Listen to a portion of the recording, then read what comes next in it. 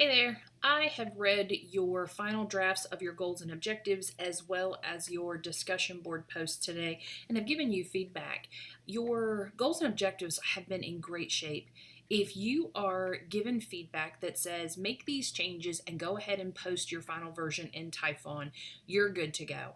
I don't need to see those last few additional changes. Most of the time it's switching around a verb or clarifying wording, so it's not major issues, so I don't need to see them again. So if you've been given instructions that you are good to go, post it in Typhon and keep moving. You don't need to email them or post them anywhere aside from Typhon. If you have been given feedback that you're not cleared for practicum yet, you're going to want to have a conversation with me earlier this week. I want to remind you that your practicum log number 1 is going to be due at the close of business, actually the close of the day at 11:59 on Sunday. So at some point this week, you need to be in the practicum setting for a couple hours at least to begin to work on your goals and objectives so that you'll have something to write about. So you want to plan accordingly. That's one of the reasons I make you guys a priority on Monday to get your feedback done, because I know many of you were waiting for that approval to be able to move forward. So be intentional about managing your schedule this week and get into the practicum setting so that you can submit your practicum log for a grade. Just some comments about your practicum log. I want to remind you what the purpose is. Your practicum log is going to be similar to 617 in that you're going to use the format that has been provided to you, the tool, and you're going to enter your data into that tool. The first box is your goals box. This is where you enter the specific goal that you have worked on that day. It's not a place to put every single goal that you have listed in your approved goals and objectives form. It's just the ones that you have touched on in some way during your practicum time with your preceptor. The next box is your supportive narrative section. This section has 3 things that go in it. First, it's a detailed explanation of how you spent your time in practicum. Be aware that if you had a practicum experience that was 12 hours, the level of detail and basically the volume of information is going to be substantially different than if you were in the practicum setting for 2 hours. Know that I know that. So be very thoughtful about how much detail you put in there so that you're adequately describing how your time was spent. So that's one thing that goes in that box. The second thing that goes in that box is your personal reflections about those experiences. This is really where the rubber hits the road. It's where our affective domain of thinking about our experiences and integrating those experiences with meaning into our professional practice. This is where we think about, the meeting that occurred between 2 educators, and you gleaned information that you didn't already know, and you thought, wow, I didn't know that. That is self-reflection. That's the thing that I want you to include. What were your pearls of wisdoms? What were your aha moments? What were your surprises? That's what you need to include in the self-reflection section. Again, that's a couple of sentences. Not a big deal, but it does need to be included. The last thing that's included in the supportive narrative section is your prior learning. You want to think about the courses that you have been enrolled in during your graduate work that helped support your understanding of the experiences that occurred within the academic setting.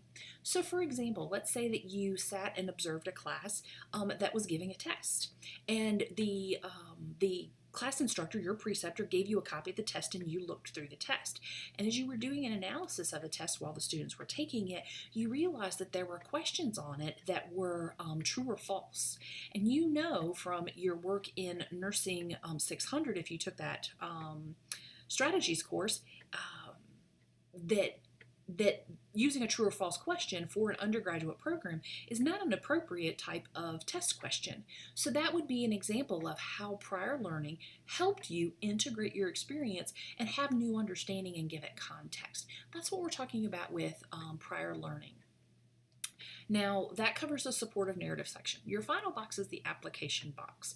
And this is the box where you go back to your goals box, and that's where you put, okay, this is the goal and objectives, plural or singular, that I worked on today.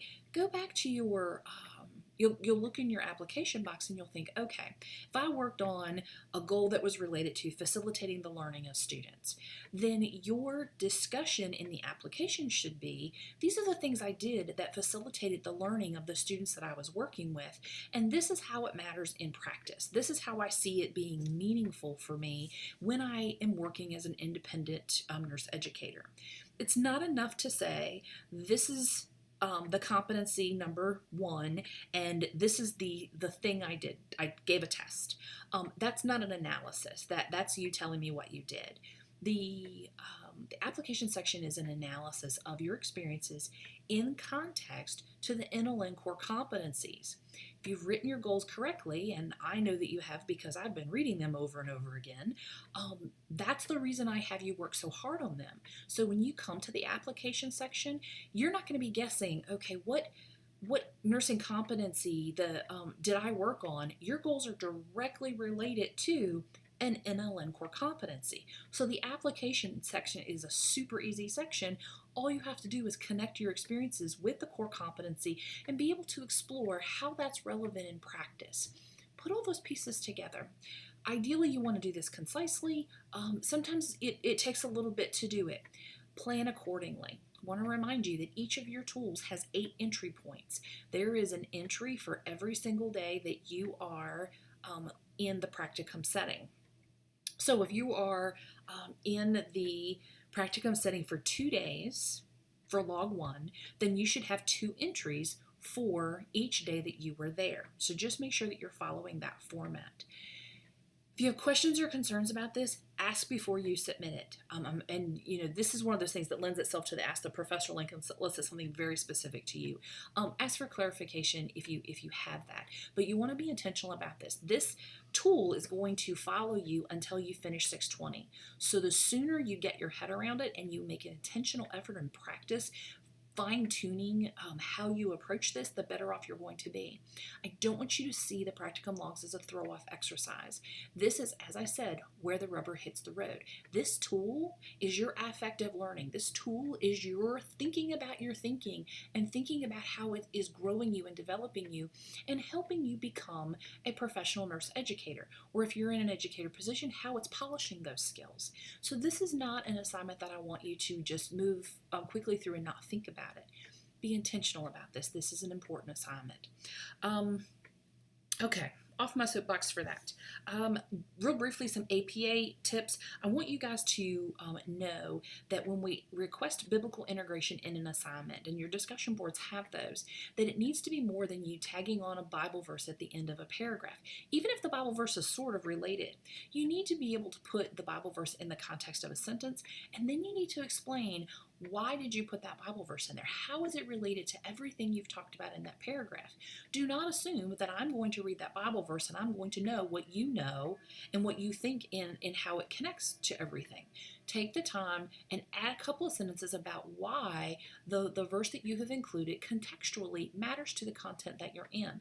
That is biblical integration, and that's an important concept and a skill that we're asking you to work on as a student at a Christian university.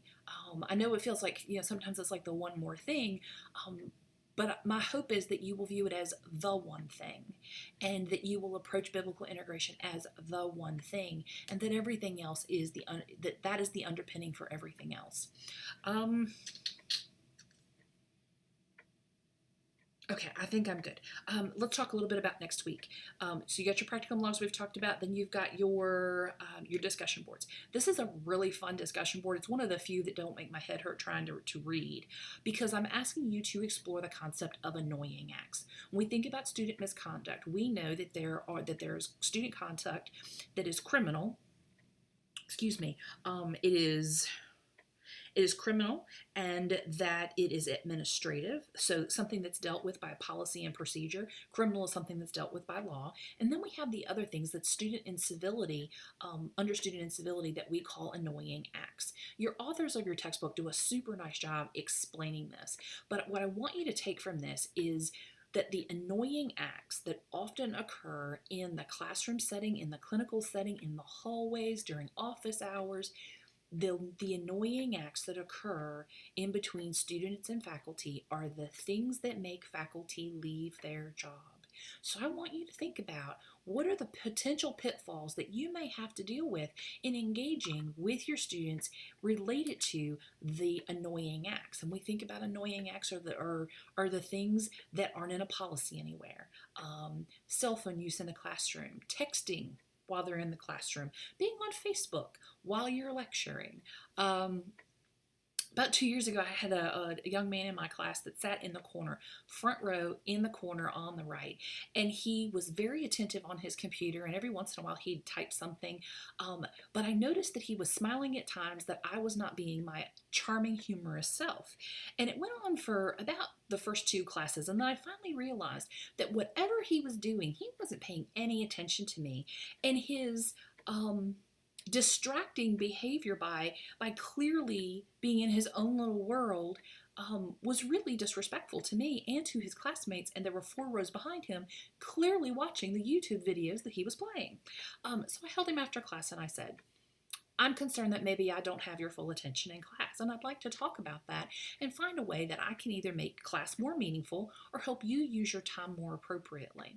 And he said to me, our policy says I have to be here, but I don't really learn anything from lecture. So I said, okay, well, let me tell you, I want you to be here. I want you to get as much from lecture as possible, but I'm not going to be upset with you if you choose not to come. You are an adult learner. I trust that you're going to make the best decisions for you, and therefore I'm not going to hunt you down if you decide that you're not coming to class. What I will tell you is that you'll be missing vital information and critical details about test material, about assignment contents that will help support your success.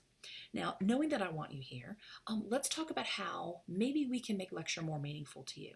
And I talked with him about the next couple of weeks. We had to do theory and the background of mental health, and it was just torturous material. But after we got through the meat and potatoes, I integrated active learning things where we used case studies and we used group work. And he realized that he was dismissing an opportunity because of his prior experiences. Because I was willing to address his behavior, and I opened the door to say, how can I support you? He was willing to engage with me. The YouTube video watching stopped, and he did continue to come to class. But that annoying act, had I not addressed it, I would have spent 15 weeks feeling very disrespected by that student. So that's an example of the things that I want to tell you, to be aware that they're out there, and begin to think about how are you going to handle this. So I want you to be in the literature looking for some support for that. So that and your practicum log are what's due next week. If you have any questions or concerns, if there's anything swirling in your bubble that we need to talk about, know that I am here. This is summer, so I have had this weird travel confluence over the past couple of weeks with the cross-country train tour. Last weekend, I hosted a tea party with my mom for my niece. So I was up to my ears in teacups, tea saucers, and pedophores. So that's over. And this weekend, I'm traveling to South Carolina to see my beautiful daughter and son-in-law. Where my husband and I are going for Father's Day. So we're going to be in South Carolina over the weekend. And I'm just telling you that not to tell you I'm falling off the grid. Just know that over the weekend, sometimes I'm just not sitting in front of a computer like I do most of the business week. So just know there may be a delay in being able to reach me. By university policy, we have 36 hours to respond to emails. I personally have no patience. So if I sent somebody an email and they made me wait 35 hours to get a reply, I'd have a little twitch in my eye. So please know that I try to be thoughtful about the level of urgency you have when you're sending communication or asking questions. But also know I'm trying really hard to be a mom and a wife and a regular old person. So I hope wherever you are that you are beginning to enjoy some part of your summer and that you are taking a few minutes to take good care of yourself. Remember, this academic endeavor that you're in is not a sprint. It is a marathon. So you have got to do things to fortify your emotional, your physical, and your spiritual well-being for ensuring your own success. So that being said, know that I am here. Know that I'm praying for you. Use the Ask the Professor link for the general who, what, where, when, how questions. Send email stuff with anything personal. Y'all have a great week.